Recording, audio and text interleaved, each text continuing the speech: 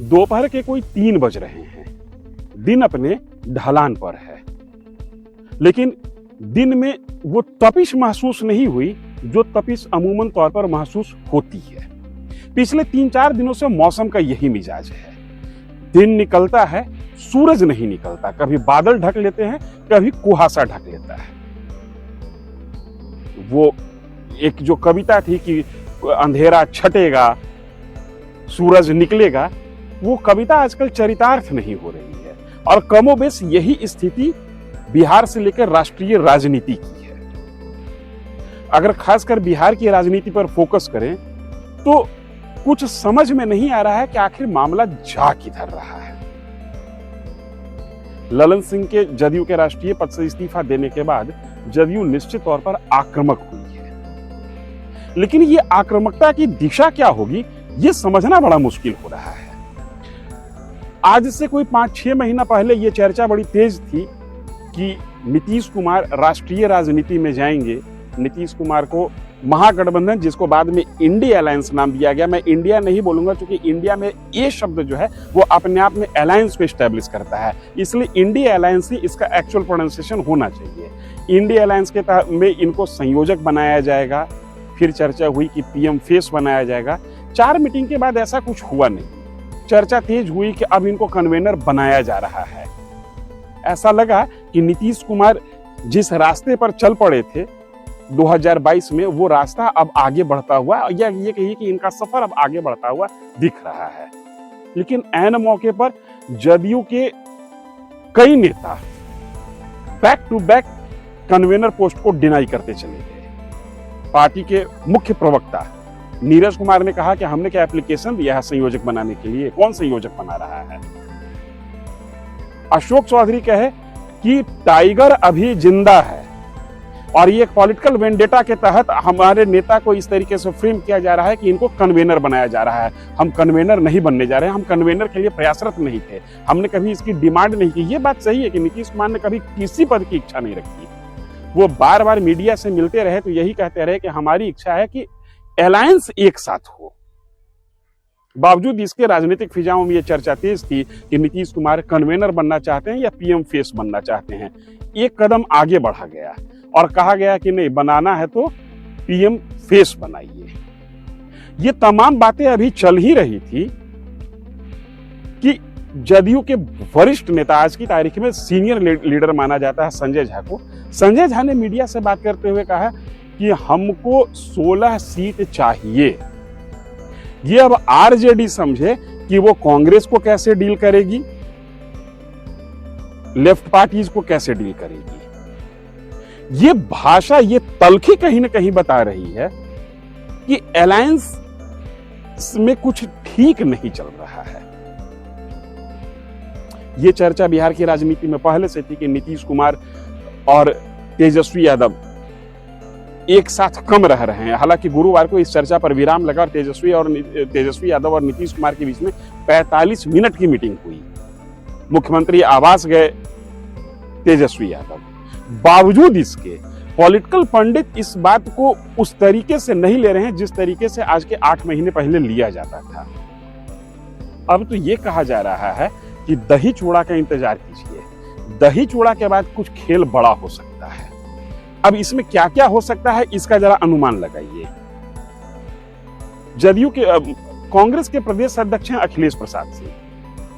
पिछले 8 महीने में 8 बार तो जरूर बोले होंगे कि मंत्रिमंडल का विस्तार होने जा रहा है, हमारे 2 विधायक हैं जो मंत्री बने हुए। बाद में बोलना बंद कर दिए थे। अगर मीडिया कर्मी हमारे साथी पूछ लेते थे कि कब विस्तार होगा तो कहते थे कि नीतीश कुमार से पूछिए। एक बार फिर उन्होंने कहा है कि मकर संक्रांति के बाद बिहार मंत्रिमंडल का विस्तार होना तय है। जिस तरीके से वो दावा की है, यह दावा पहली बार नहीं हुआ है, लेकिन हाल के दिनों में जिस तरीके से वो दावा की है, वो दावा अपने आप में महत्व रखता है। वो क्यों महत्व रखता है कि कांग्रेस ने 11 लोकसभा सीट पर दावेदारी की है, 5 हर हाल में चाहिए और 6 पर कॉम्प्रोमाइजिंग स्थिति है। कहीं ना कहीं मंत्रिमंडल विस्तार के नाम पर एक तरीके से प्रेशर बनाया जा रहा है। पहली बात ये हो गई बिहार प्रदेश की राजनीति की बात। हालांकि इसमें एक चीज और मैं जोड़ दूं, गिरिराज सिंह का बयान आया है कि चाचा और भतीजे के बीच में बातचीत नहीं हो रही है। ये आज की बात है, शनिवार की बात है। हालांकि गुरुवार को मीटिंग हुई थी, ये दुनिया जान रही है। पता नहीं गिरिराज सिंह किस सोर्स के आधार पर कह रहे हैं, ये मैं नहीं कह सकता, लेकिन उनका बयान आया है। और इस आलोक में मैं एक चीज और जोड़ दूं कि अभी वो बयान मरा नहीं है जिसमें बीजेपी के दिग्गज सुशील कुमार मोदी ने ललन सिंह के इस्तीफा के बाद कहा था कि ये जस्ट ट्रेलर है, फिल्म अभी बाकी है।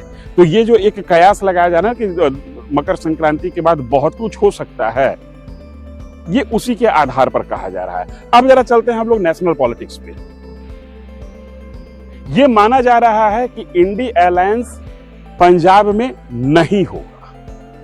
पंजाब में आम आदमी पार्टी और कांग्रेस आमने सामने टकराएंगे ही टकराएंगे, ये लगभग तय है। और जिस तरीके से ममता बनर्जी ने पश्चिम बंगाल में कांग्रेस को 2 सीट देने का ऑफर किया है और उसके बाद वहां के दिग्गज नेता, लोकसभा में नेता प्रतिपक्ष अधीर रंजन चौधरी ने रिएक्ट किया है, ये भी अपने आप में बताने के लिए काफी है कि वेस्ट बंगाल में भी इनका अलायंस नहीं होगा। अखिलेश प्रसाद यादव, माफ कीजिएगा, समाजवादी पार्टी के राष्ट्रीय अध्यक्ष कह चुके हैं कि उत्तर प्रदेश में समाजवादी पार्टी 80 सीट पर चुनाव लड़ेगी। तो फिर सवाल खड़ा होता है कि ये अलायंस रहेगा कहां? क्या सिर्फ बिहार में ये अलायंस रहेगा? क्या सिर्फ महाराष्ट्र में ये अलायंस रहेगा? ये एक बड़ा प्रश्न है और इन तमाम बड़े प्रश्नों पर से पर्दा उठेगा तब जब मकर संक्रांति का दिन आएगा। इसलिए कि मकर संक्रांति वो पड़ाव है जिसके बाद लोग एक्टिव होना शुरू हो जाते हैं। वैसे इन तमाम चर्चाओं के बीच में एक चर्चा ये भी गर्म है कि नीतीश कुमार जनवरी के बीतते अपने गठबंधन के अंदर में बिहार के 40 सीट पर चीजों को फिक्स कर लेना चाहते हैं। और ये भी कहा जा रहा है कि नीतीश कुमार और मतलब जदयू और राजद के बीच मोटा मोटी चीजें तय हो गई हैं, 1-2 सीट पर पेच फंसा हुआ है। ऐसे अखबार में इस तरीके की खबर आई है। लेकिन इन तमाम खबर के बीच में एक चर्चा ये भी है, और ये चर्चा ऊपर से लेकर नीचे तक होनी शुरू हो गई। जिस तरीके से जदयू ने सीतामढ़ी सीट पर अपनी दावेदारी शुरू कर दी है और सीतामढ़ी सीट पर राजद के उम्मीदवार अर्जुन राय ने जिस तरीके से रिएक्ट किया है, वो भी अपने आप में महत्वपूर्ण है। अभी तो इंडिया गठबंधन के सीट शेयरिंग नहीं हुआ है तो जेडीयू अकेले कैसे उम्मीदवार घोषित कर देगा? वो तो साझा सभी पार्टियों के सीट तय होता है तब तो घोषणा होती है। ऑब्वियसली ये बात है। तो कोई आदमी सेल्फ डिक्लेयर्ड कैंडिडेट है, उसके बारे में मुझे कुछ नहीं कहना है। मेरे पास तो 100 आदमी है सीतामढ़ी में जिनकी क्षमता देवेश जी से ज़्यादा वोट लाने की है। और जो जातीय गणना हुई है अभी बिहार में, उसमें सीतामढ़ी में जिस बुनियाद पर हम बैठे हैं 50 बरस सांसद रहा है जो सामाजिक व्यवस्था में है, तो उनका कहां तक सवाल आता है? ये अर्जुन राय की नाराजगी अगर जो धीरे धीरे जमीन पर फैलनी शुरू हो गई, जमीन पर उतरनी शुरू हो गई, तो शायद महागठबंधन के लिए 2024 के बैतरनी पार करना मुश्किल हो सकता है। ये नीतीश कुमार की जिद कि हम 16 में 16 सीट हम लेके रहेंगे, यह महागठबंधन की बैतरनी को 2024 में पार कराने में मुश्किल रोड़ा पैदा कर सकता है।